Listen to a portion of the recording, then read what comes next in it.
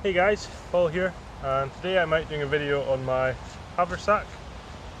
So, as some of you may have seen, I got this recently, and I kind of had an idea in mind that I wanted to try and fit everything I needed into my haversack to last me, say, 2 weeks out in the woods. So everything in here, I should be able to live comfortably for 2 weeks, even more, with just the kit I have. So before I start breaking this down and showing you what's inside, I'll tell you about what I have on me. So obviously your clothes are your first layer of protection when it comes to the elements. So on me just now I have a sort of vintage Ventile smock. I was gifted this by a good buddy of mine, Stephen, if you're watching this. This is like my main waterproof layer. I did have a Gore-Tex jacket, but that ended up breaking, so I have started using this instead. I've coated it in Fabsil and it does a perfect job at keeping the rain off. Underneath that I have just a regular hoodie, so this is just a Craghoppers hoodie. Nothing special about it apart from the patch, which I'm very proud of. And under that I just have a 100% cotton t-shirt. I'll kind of switch it up between regular cotton and those kind of stretchy sport t-shirts you get that kind of let sweat escape a wee bit easier. So nothing special in the clothing front apart from the smock, which is kind of, it's a rare find, and it's very sentimental to me because I was given it by a good friend. On my trousers I have some Caramore Rockhopper Elites. I don't think they do them anymore. I've had this pair for 3 or 4 years at least, and apart from having ripped the pocket off because it was hanging off and I didn't know how to stitch back then, they're doing me super proud. I don't have any holes in them, any burn marks, so they're doing really well. And then to finish it all off, I have my very muddy Altberg Defenders. So these are the current issue boots for the army, and a lot of you guys probably rock these as well. And I made the switch from kind of fabric-y material to leather, and it's not something I'll ever go back on. These have lasted a million times better than the material ones that tend to just rip and pull away. Of course, the biggest difference is that they're leather, which means they're waterproof up to here as long as you look after them, whereas fabric ones, you know, they're kind of patchy in amongst the laces, water will get through and all the rest of it. So anyway, on to the main event. So this is the pack I've been posting about recently. It's a Yugoslavian canvas pack. I believe it was a mess kit bag during the war.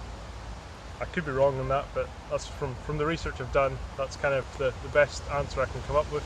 When you see the Yugoslavian mess kits, they're very rectangle or square, and that's to fit in this square format, so that you're not wasting any space. So they say it's 20 litres, I'm not sure of the accuracy of that either, but it looks about right. And what it is the haversack. It does have the ability to be a backpack with 2 straps, so you can see I've just got it one strapping just now, but you can hook onto the bottom bits here and have 2 straps.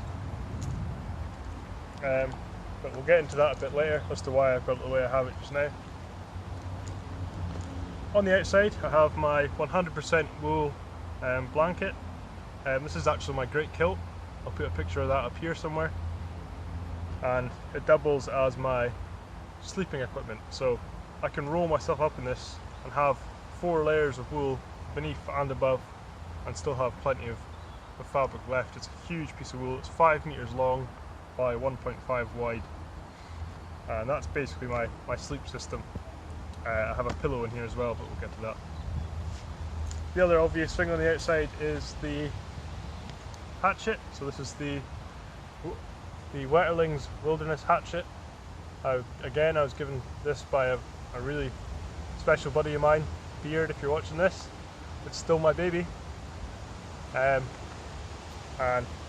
it's really light, and because of the head on it, it will kind of do the job of both a big splitting axe and a nice carving axe. It's a beautiful bit of kit. As Steve calls it, it's the Jack Russell of Wetterlings. So the other thing I have on the outside of here, and probably one of the most important things, is my first aid kit. Now in here I just have a bunch of random stuff, you know, able to treat kind of big cuts and stuff, but anything more major than that I probably would have to seek help for. But I'm, fingers so far, touch wood, pretty lucky when it comes to not cutting myself and stuff. But anything I do, if I scratch myself or nick myself with a knife, everything I have in here is more than adequate to kind of cover me for that. And for those of you that follow what I get up to, you'll know I have a background, and kind of my primary interest in bushcraft is in primitive skills. So I know how to also use this, but I also know how to use what's around me in nature to be able to kind of look after myself if I cut myself and all that sort of stuff. Also on the outside here I do have some torches, kind of the clip-on, nice and easy. I always have them there so I know where they are. These are just 2 Olight torches, another gift from my good buddy Jeff. Jeff showed me his one of these when we were at a gathering in the Fenlands, and I was super impressed, and he just so happened to have one spare and he pulled it out and gave it to me, and it's my pride and joy. It's crazy how much light that little thing can put out. So they are always clipped on the side of my bag here, and that way I know where they are, so should I need them in like a hurry, I know I can get to them fairly quickly. So you'll see here, as I'm putting it on, they have these kind of clips that automatically close themselves, and they're really good for kind of quick release stuff. So that's about it for the outside of the pack. We'll break into the inside and I'll kind of show you what I've got in here.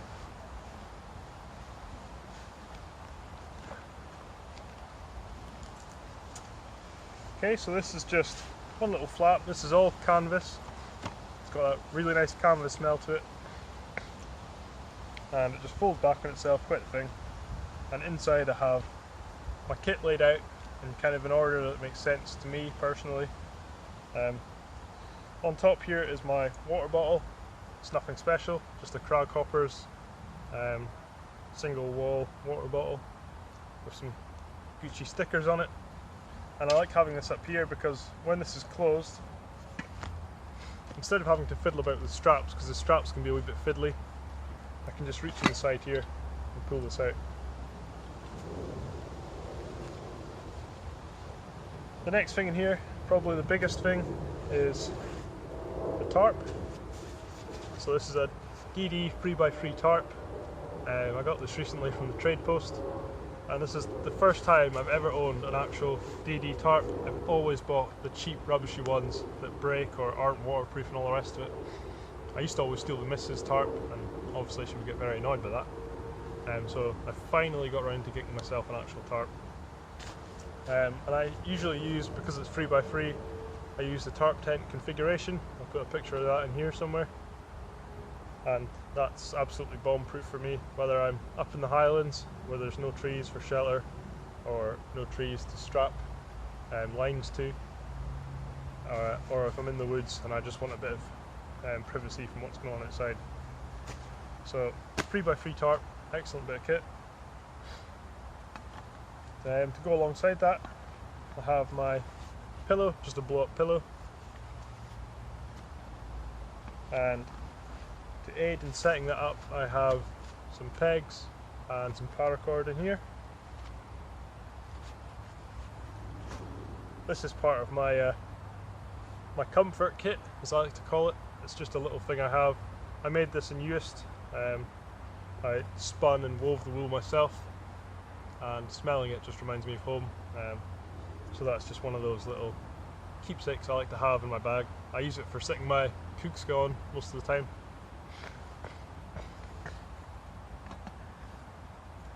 And then the last thing in here is the big zebra pot. So this is the biggest one they do, and in here I have a pouch filled with porridge, and that'll do me for 3 or 4 days easily.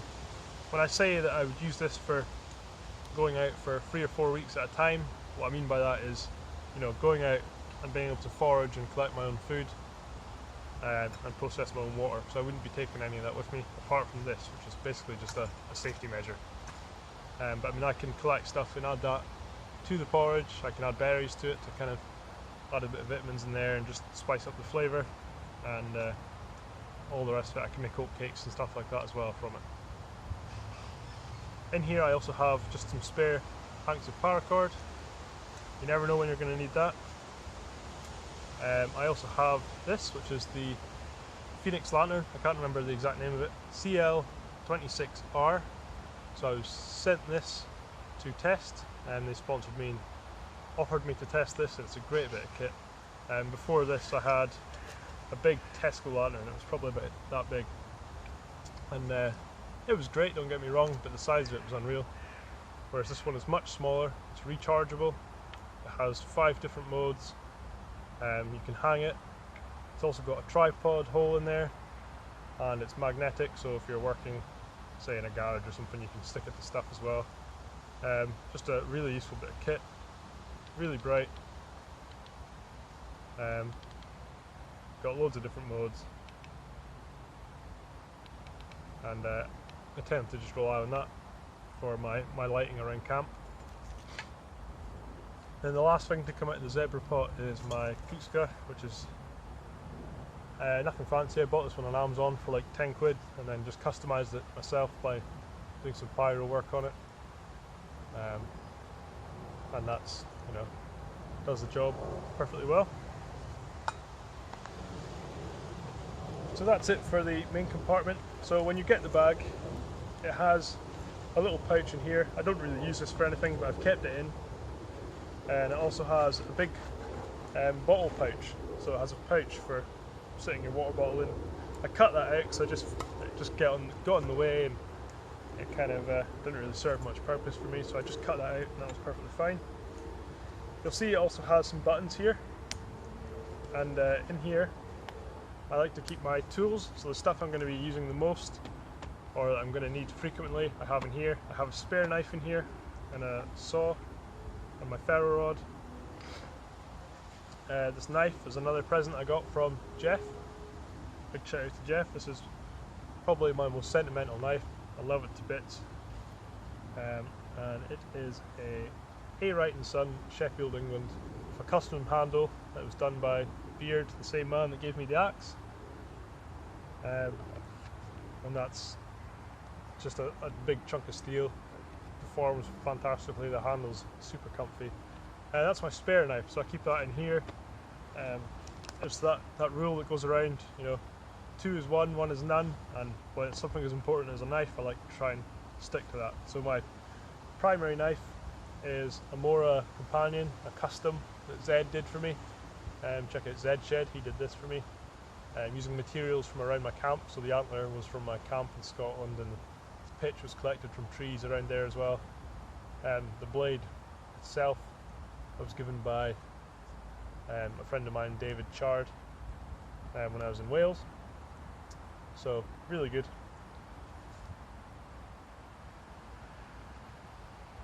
Then in here I have a Bajo Laplander. Now this thing has seen some serious use. You can see I've taken the coating off it. It's no longer straight. It's an absolute mess.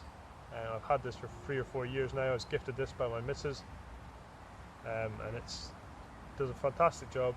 I mean, we all know about these things. For what it is, you can't really ask much more.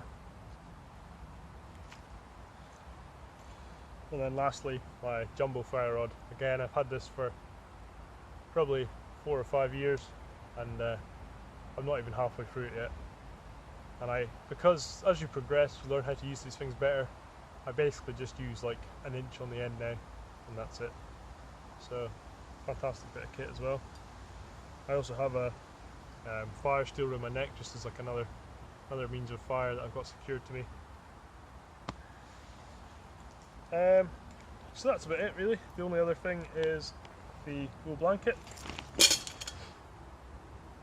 which I have secured to the bottom here. And the one modification I have made to this pack was to these straps at the bottom, so I could carry my wool blanket underneath. So when you receive the pack, or when you buy it, it comes with 2 straps, like I said, so you can have it as 2 straps, or you can have it as a haversack going over the shoulder. I butchered one of them straps to be able to stitch on what was left of it to the underside of here, just so I can make these longer. And all I did was take out the existing one, cut the handle, so it was another one of these, so you get 2 of these. I took off the padding bit, cut it in half, stitched it to the bottom, and that way I've got much longer straps so I can get my wool blanket in there comfortably, as well as anything else I might need. It also has a little secondary roll bit there for putting other stuff in, but I don't really use that. So that's the only modification I've made, and obviously I've not had this for very long, but for the time I have had it, I'm super chuffed with it. I know quite a few people that use them, and again, I mean, they speak highly of them as well. This cost me £20 on Amazon, and probably one of the better £20 I've ever spent, because before then I was just using my school bag. That was kind of my main means of carrying stuff around, if I was just going out for a day or two, and if I was going out for longer than that, I had like a current issue day pack I used that got given. I use that for bigger stuff. So I hope that's given you guys some insight into what it is I carry. There's definitely more than enough here to keep me happy for 2 weeks at a time out in the woods. That combined with my primitive skills means I can kind of be comfortable regardless. So I hope you've enjoyed it. I hope it's given you some insight. If you have any questions about any of the stuff I've shown you, just drop a comment below and I'll let you know about it. And yeah, thanks for taking the time to watch, and I'll see you all later.